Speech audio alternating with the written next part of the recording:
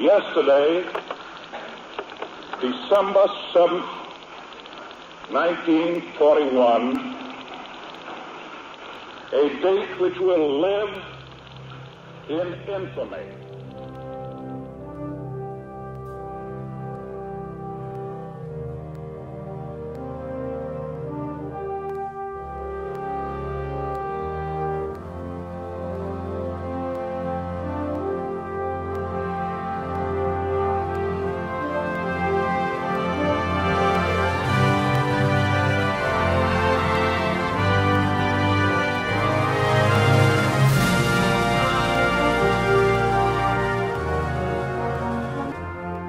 Duty, honor, country. These three words build courage when courage seems to fail. Regain faith when there seems to be little cause for faith. Create hope when hope seems forlorn. The American man-at-arms, above all other people, prays for peace, for he must suffer and bear the deepest wounds and scars of war. This is the story of the American man-at-arms. On the 29th of May 2004, the American public continued its celebration of a wonderful generation which reported for duty with a spirit of sacrifice and determination at the World War II Memorial at our nation's capital.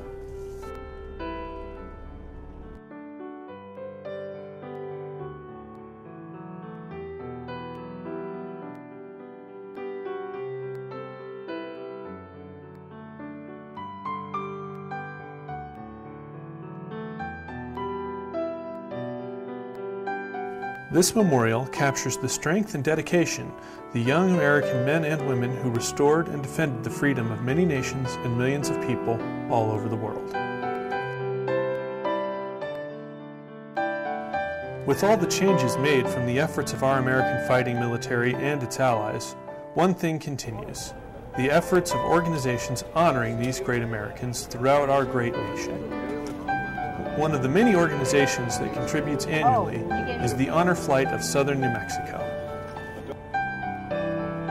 This organization, led by Chairman David Melcher, Vice Chair Dolores Archuleta, and the dedicated board members, works year-round to allow our nation's young and old to honor the brave efforts set forth by this country's greatest generation with an honor flight to our nation's capital to visit for the first time the memorial that honors them and their allies. What year did you go on also? Yeah,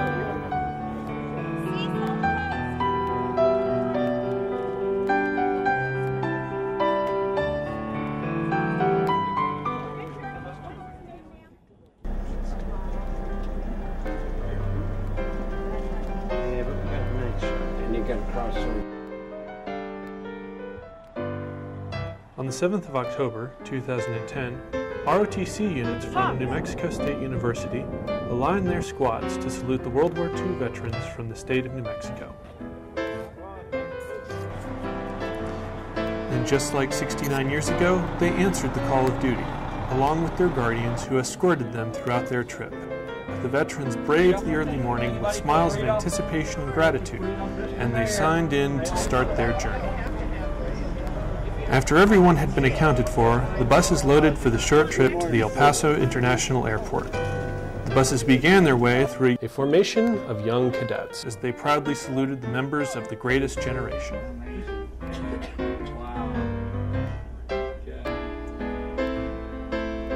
Okay, so the back of...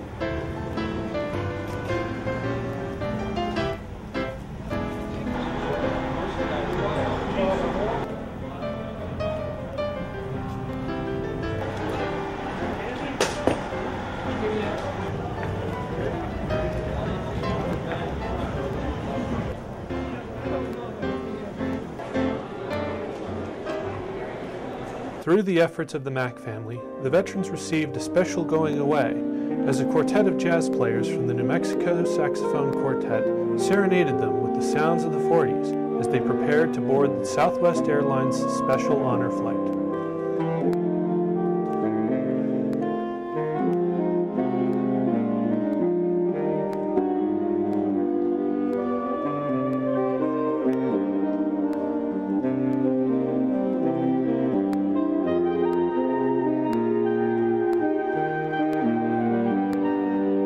o'clock. And woke up at 11:30, and then I couldn't go back to sleep. So We are now boarding our stayed up. Sunset 134. Welcome And that aboard. clock just wouldn't move at all. It was just slowly, finally got to 2:30.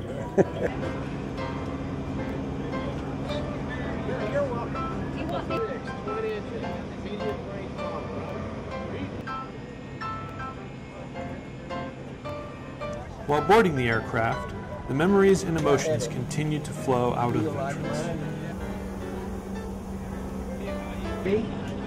Oh, okay. I just thought you might want to be in charge here. So we can push back from the gate, we need everyone to find a seat and fasten your seatbelt.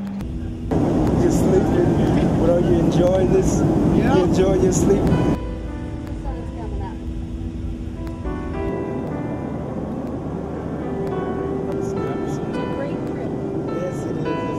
While awaiting the first scheduled stop, the veterans exchanged introductions and stories, as they did at the beginning of their military careers.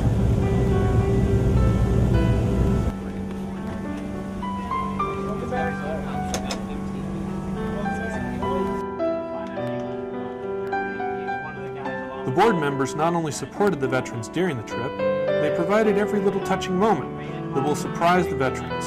For instance, Charles Martin, a former pilot, received a special moment when his son, Bill Martin, pilot for Southwest Airlines, entered the aircraft at the Houston International Airport to finish the flight for Mr. Martin and the rest of the honor passengers. My name is Bill Martin, and my father is sitting right over there.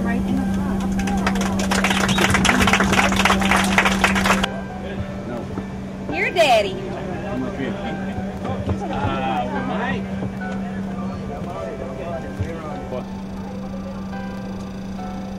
Good. Bill, I know.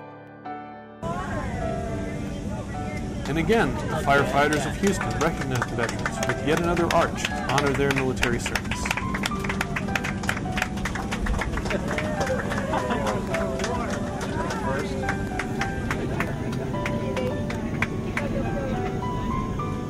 Yeah, I like the water. I thought it was nice. You know, they take time to come out. Still remembering some of their decisions during their tours of duty, the veterans prepared to exit the aircraft.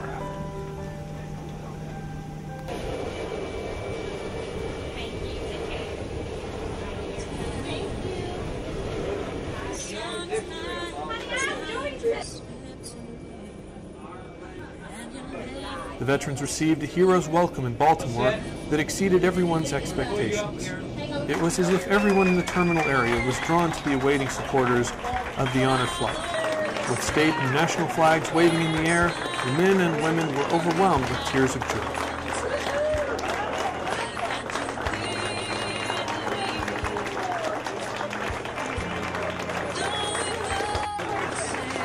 Camera flashes traveled throughout the terminal as the civilian and military members attempted to capture the true stars of our greatest generation.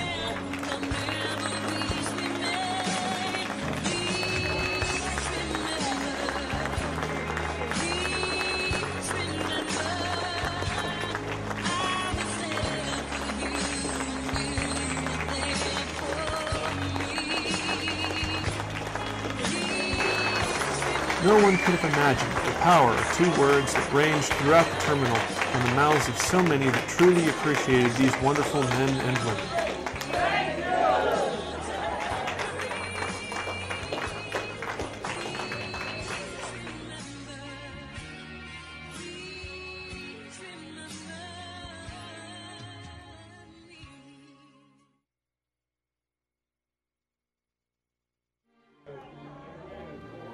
After a much-needed break, the veterans and their guardians met together at the Doubletree Hotel, where they participated in a banquet and exchanged some of their memories. Many of them got a chance to say to their fellow veterans, "I'm glad you all made it."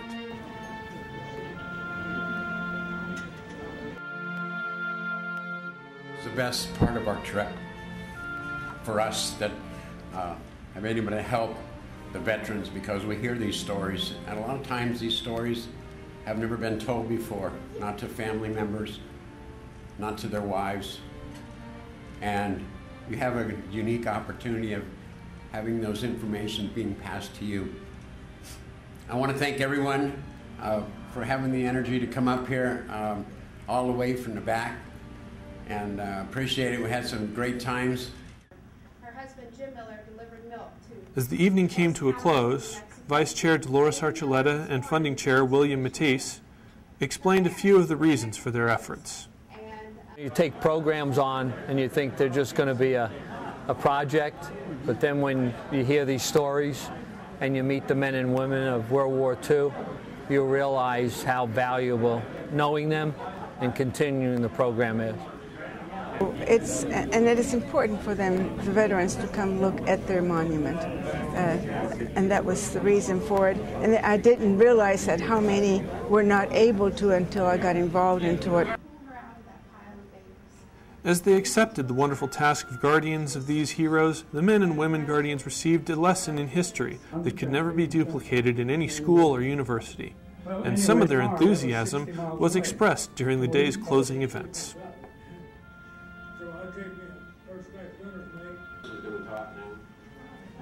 This particular vet this year was a WAVE, worked in Washington, D.C.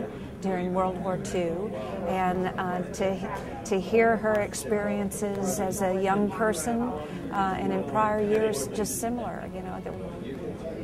You kind of figure that they've been honored in the past and so forth, and they've got this World War II memorial, but they really never have formally been honored. A lot of times by their families, because most of these people have never told these stories to their own families. You can go and look at them. I know many places where they went, and in fact one of the gentlemen, he was in Czechoslovakia at that time. I was the same in Pilsen, so I just spoke to him again, and it was nice to exchange memories.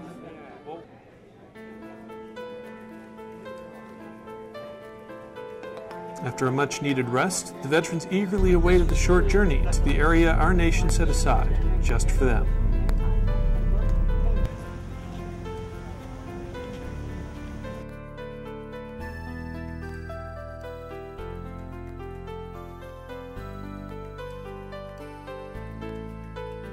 This beautiful structure reminds the world this war was fought across 6 of the world's 7 continents and all of its oceans. The New Mexico Honor Chapter held a wreath-laying ceremony and a roll call for the New Mexico veterans that have passed on.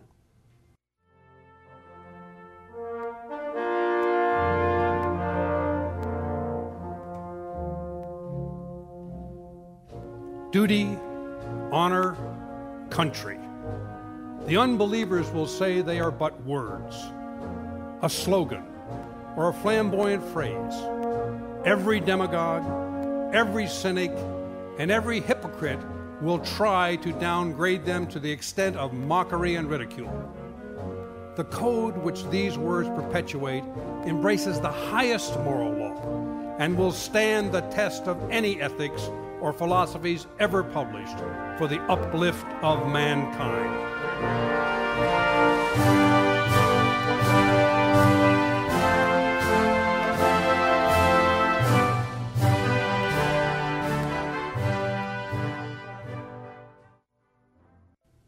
As the honor members and guardians examined their memorial, the history lesson continued as many explored the sites on the memorial walls and their minds of the world they defended. Far, it's wonderful, beyond my expectation. I'm just sorry that the ones that can't see it, that sacrificed. I mean, of course they probably do know up above, but this is wonderful. I just couldn't believe just how big it is, how nice it is, and what it represents. That's where we got surrounded, you know, that's where the Battle of the Bulge was. That's where we had quite a time there. We got our outfit pretty well tore up, you know, and men scattered everywhere. But, and they lost a lot of men, but I got away with, me and part of my crew, we got away. We escaped. Went to finish the fueling was an EO show, and it finished the fueling and it left with the USS Sam the destroyer, and they headed out, and the Japanese thought they were a small carrier, and they sunk them both with the loss of all their lives. It's something that is unbelievable for a guy like me. I keep hearing about it, and but I couldn't believe what it was.